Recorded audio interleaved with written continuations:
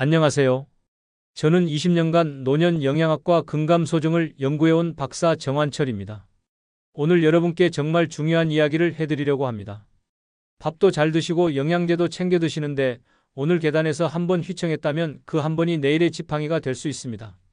이 말이 과장처럼 들리실 수도 있지만 제가 20년간 만나본 수많은 어르신들의 공통된 경험입니다. 근육은 소리 없이 빠집니다.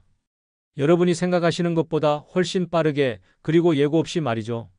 문제는 얼마나 먹었나가 아니라 먹은 것이 근육까지 갔나입니다. 이 차이를 모르시면 아무리 좋은 음식을 드셔도 소용이 없어요. 제가 연구하면서 발견한 가장 충격적인 사실은 단백질 흡수와 전달의 실패가 숨은 범인이라는 것입니다. 여러분이 드시는 고기, 생선, 달걀이 위장에서 머물다가 그냥 배출되는 경우가 생각보다 많아요. 특히 60대 이후에는 위산 분비량이 줄고 소화효소도 감소하면서 같은 양을 드셔도 실제 근육까지 도달하는 양은 절반도 안 될 수 있습니다. 막지 않으면 낙상은 예고 없이 옵니다. 제가 만난 한 분은 평소 건강하다고 생각하셨는데 화장실에서 일어서다가 다리에 힘이 빠져 넘어지셨어요. 그 순간부터 보행기 없이는 움직일 수 없게 되셨죠. 그분이 저에게 하신 말씀이 아직도 귀에 생생합니다. 나는 분명 잘 먹고 있었는데 왜 이렇게 됐을까요? 지금 바꾸면 발걸음이 가벼워지고 미루면 삶의 독립성이 무너집니다. 이건 협박이 아니라 과학적 사실입니다. 근육량이 줄어드는 속도는 50대 이후 연간 1%에서 시작해서 70대에는 연간 3%까지 가속화됩니다. 하지만 올바른 영양 공급과 간단한 생활 습관 변화로 이 속도를 늦추거나 심지어 역전시킬 수 있어요. 약국보다 밥상이 먼저입니다. 보충제보다 식재료가 답입니다. 오늘 저녁 식탁이 내일의 보행을 결정한다는 말, 과장이 아닙니다.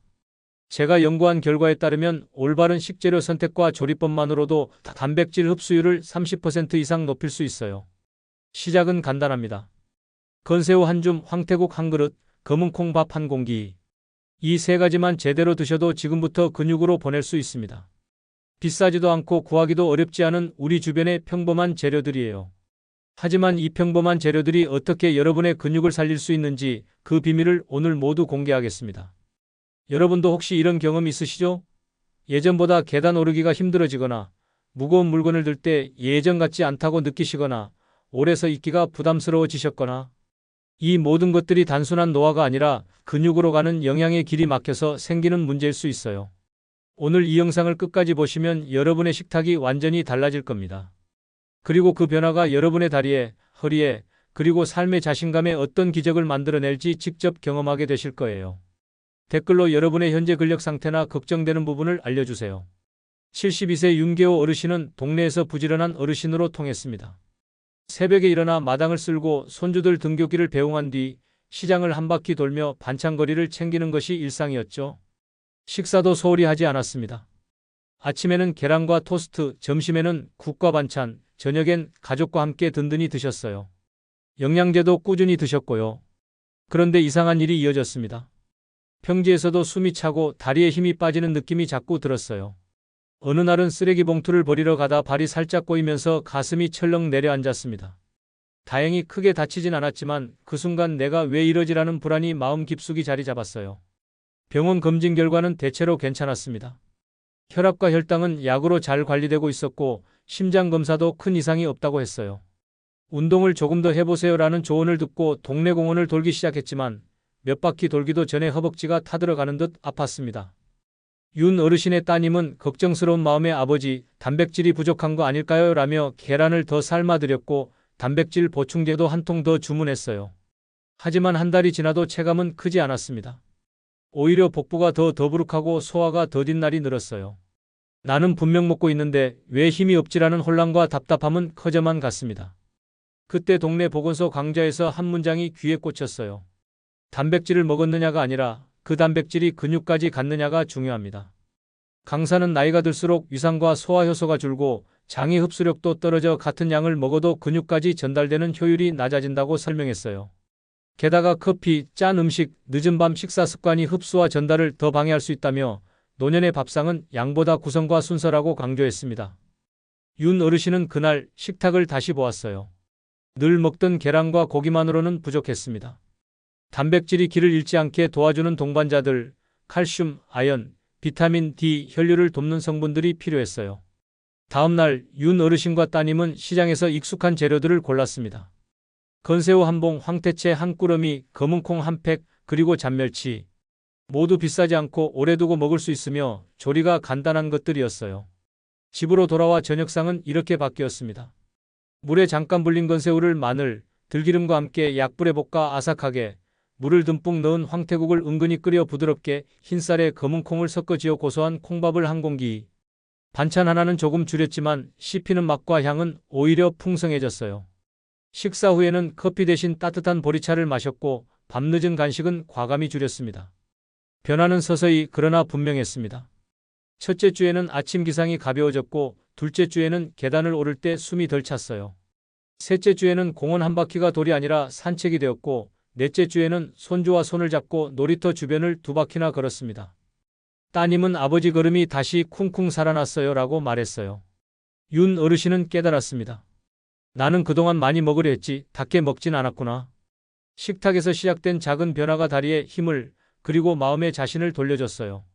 무언가를 더 사서가 아니라 시장에서 쉽게 구할 수 있는 재료로 가족과 함께 차리는 밥상으로 가능했습니다. 이제 윤 어르신의 목표는 단순해요.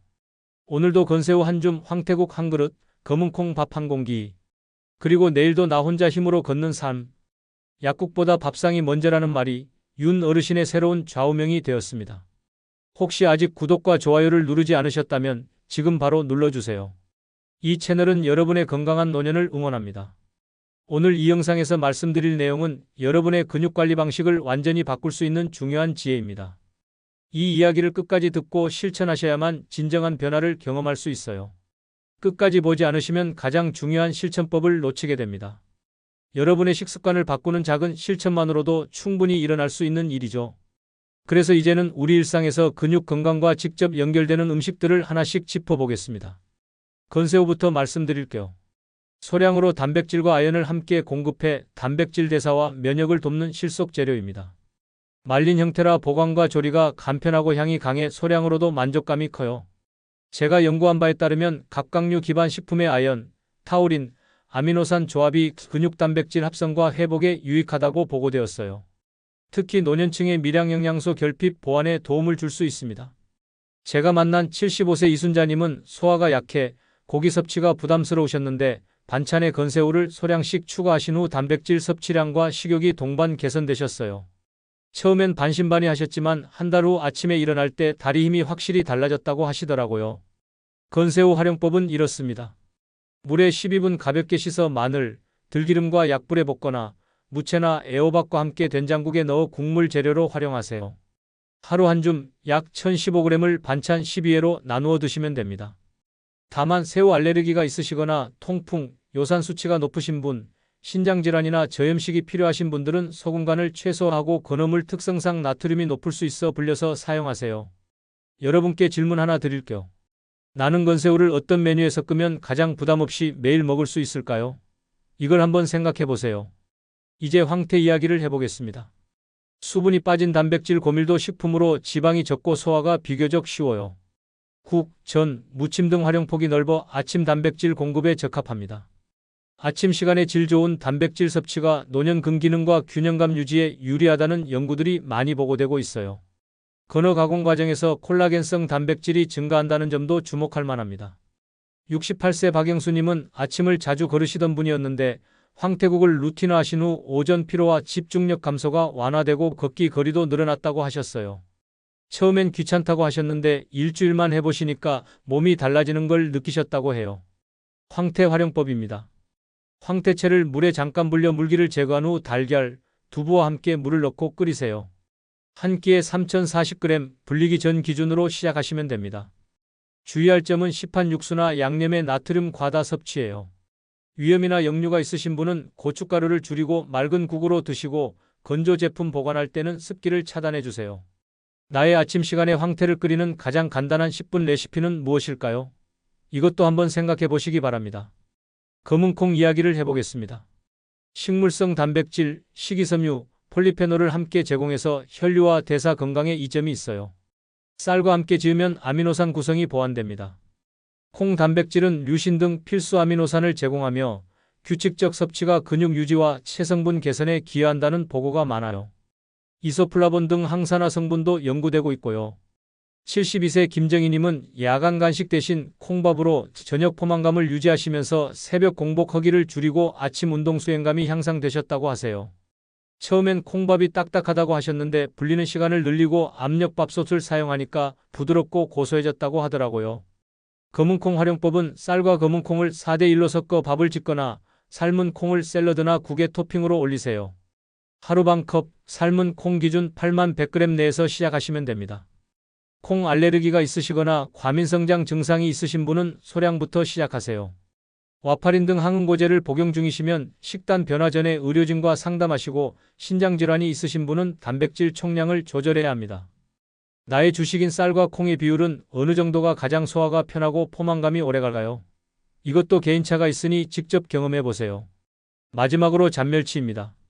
단백질과 칼슘을 동시에 보충해서 근육과 뼈를 동시에 관리하는 데 유리해요. 바삭하게도 부드럽게도 조리 가능해서 간식과 반찬 모두 활용할 수 있습니다. 칼슘, 비타민 D와 충분한 단백질의 조합이 노년 근감소와 낙상 위험 관리에 도움이 된다는 연구가 있어요. 멸치는 칼슘 밀도가 높고 흡수율을 높이는 조리법인 볶기나 국 끓이기가 다양합니다.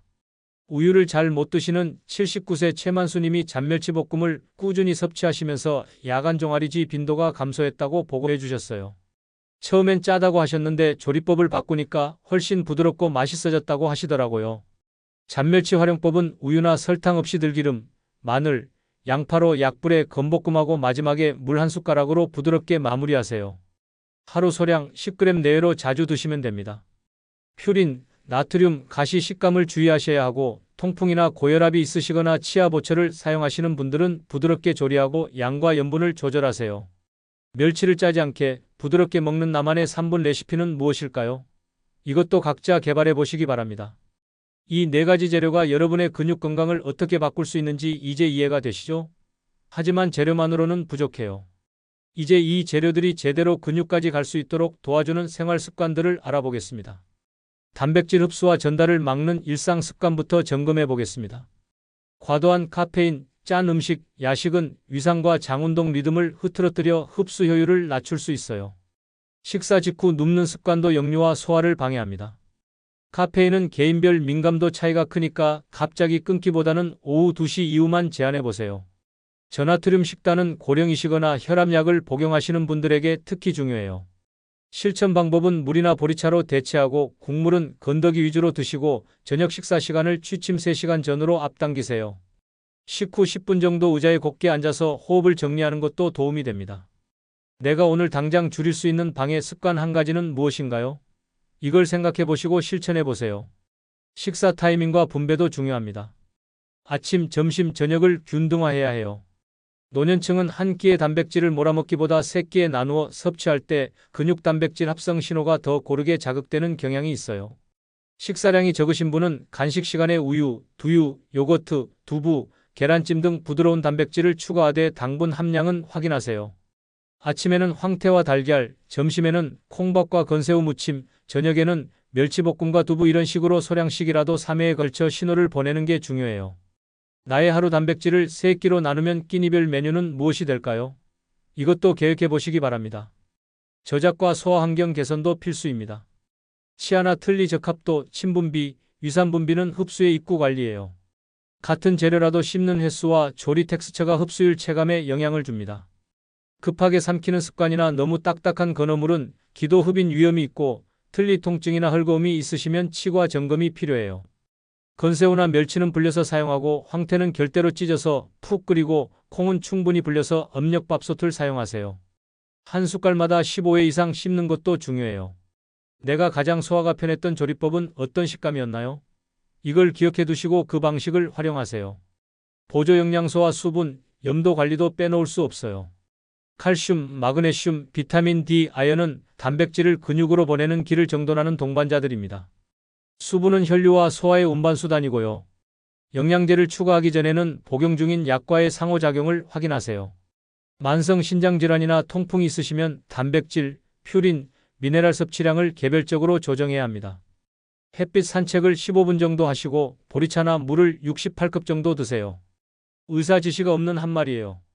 국물 염도는 반으로 줄이고 김치나 젓갈은 소량만 드시세요. 나는 물, 염분, 햇빛 세 가지 중 무엇을 오늘 가장 쉽게 조절할 수 있나요? 이걸 선택해서 실천해 보세요. 마지막으로 운동 병행입니다. 하체 중심 저항과 균형 루틴이 필요해요. 식사로 신호를 보내고 운동으로 받는 안테나를 세우면 근육 합성이 배가 됩니다. 하체 근육은 보행과 낙상 예방의 핵심이에요. 무릎이나 허리 통증, 심혈관 질환 병력이 있으시면 강도와 자세를 의료진이나 운동 전문가와 상의하세요. 갑작스러운 고강도는 금물입니다. 주 3회 스쿼트 대체 동작으로 의자에 앉았다 일어나기를 10회씩 3세트, 벽 밀기, 발목 까치발, 10분 균형 훈련으로 한 발 서기를 벽을 짚고 해보세요. 식후 3060분에 15분 걷기도 좋습니다. 오늘 내가 반드시 할 수 있는 10분 루틴은 무엇인가요? 이걸 정해서 꾸준히 해보시기 바랍니다. 이 5가지 습관이 여러분이 드시는 건새우, 황태, 검은콩, 잔멸치의 영양소들이 제대로 근육까지 도달할 수 있게 해주는 핵심 열쇠입니다. 이제 이 모든 내용을 어떻게 실생활에 적용할지 정리해드리겠습니다. 근육은 삶의 독립성입니다. 오늘의 한 숟갈이 내일의 보행을 바꾼다는 말, 이제 이해가 되시죠? 제가 20년간 연구하면서 확신하게 된 것은 많이 먹는 것이 아니라 닿게 먹는 것이 핵심이라는 사실입니다. 건새우, 황태, 검은콩, 잔멸치로 근육까지 가는 길을 여십시오. 이 4가지 재료는 비싸지도 않고 구하기도 어렵지 않아요. 하지만 이 평범한 재료들이 여러분의 근육을 살릴 수 있는 특별한 힘을 가지고 있습니다. 단백질뿐만 아니라 그 단백질이 근육까지 갈 수 있도록 도와주는 동반자 영양소들을 함께 제공하거든요. 커피 한 잔을 미루고 국물에 소금을 덜고 저녁 시간을 앞당기는 작은 결심이 큰 낙상을 막습니다. 이런 작은 변화들이 모여서 여러분의 근육 건강을 완전히 바꿀 수 있어요. 제가 만난 수많은 어르신들이 이런 작은 변화로 큰 기적을 경험하셨거든요. 식탁에서 신호를 보내고 가벼운 운동으로 응답하십시오. 신호와 응답이 이어질 때 다리는 다시 힘을 냅니다.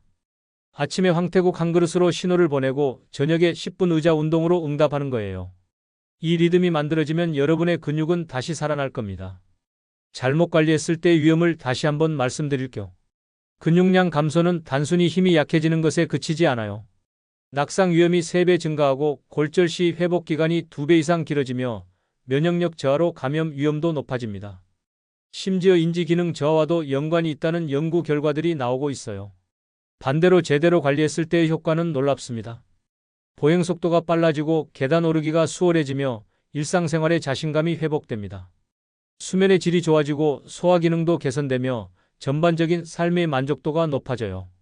제가 연구한 사례들을 보면 3개월 내에 이런 변화들을 경험하시는 분들이 많았어요. 오늘 당장 실천할 수 있는 단 하나의 제안을 드릴게요. 오늘 저녁 건새우 한 줌을 꺼내세요. 물에 살짝 헹구고 마늘 한쪽, 들기름 한 스푼과 함께 약불에 3분만 볶아보세요. 그리고 평소 드시던 밥과 국에 곁들여 드셔보세요. 첫 숟갈이 끝나면 당신의 내일은 이미 달라져 있을 겁니다. 알레르기나 지병, 복용 중인 약이 있으시다면 의료진과 상의하여 나만의 안전한 기준을 정하세요. 건강한 변화는 안전한 변화여야 하거든요. 무리하지 마시고 천천히 하지만 꾸준히 실천하시기 바랍니다. 다음 영상에서는 오늘 말씀드린 4가지 재료를 활용한 일주일 식단표와 구체적인 조리법을 단계별로 보여드리겠습니다. 아침, 점심, 저녁별로 어떻게 구성하면 가장 효과적인지, 그리고 개인별 상황에 따라 어떻게 조절하면 되는지 자세히 알려드릴게요. 또한 운동과 식사를 연결하는 타이밍 가이드도 함께 제공할 예정입니다. 약국보다 밥상이 먼저입니다. 지금 식탁에서 시작합시다. 여러분의 근육은 여러분이 차려주는 한 끼 한 끼를 기다리고 있어요. 그 기다림에 응답해 주세요. 건새우 한 줌, 황태국 한 그릇, 검은 콩밥 한 공기로 시작되는 새로운 인생이 여러분을 기다리고 있습니다. 오늘 영상이 도움이 되셨다면 댓글로 여러분의 실천 계획이나 궁금한 점을 알려주세요. 여러분의 건강한 변화를 응원하겠습니다.